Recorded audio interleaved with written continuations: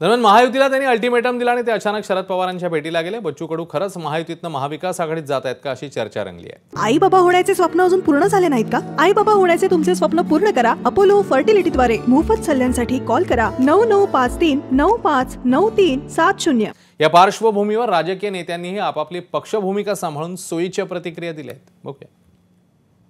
कसं आहे, आम्ही सगळे लोकप्रतिनिधी आहोत। आम्ही जनतेची सेवा करण्यासाठी आणि त्यांच्या आयुष्यात एक चांगला बदल घडवण्यासाठी आम्ही सगळे प्रयत्न करत असतो। आणि बच्चू भाऊंनी गेले अनेक वर्ष राजकीय मतभेद सगळ्यांचेच असतात आणि ते असलेच पाहिजेत एक सशक्त लोकशाहीमध्ये।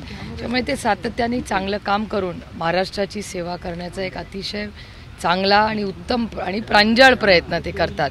महाराष्ट्रामध्ये जे काही प्रशासन व्हावं ते उत्तमच असावं याच्यासाठी सगळ्या चांगल्या लोकांनी, ज्यांना खरंच महाराष्ट्राचं हित जपायचंय अशा लोकांनी एकत्र येणं हे राज्यासाठी आणि देशासाठी चांगलं आहे। संध्याकाळी काय करतील ते सांगा।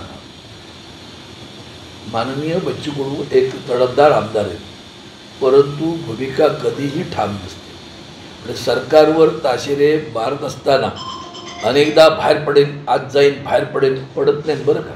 संध्याकाळी कॉम्प्रोमाइज होते, त्यामुळे ते संध्याकाळी काय करतील त्याच्यानंतर मला सांगा।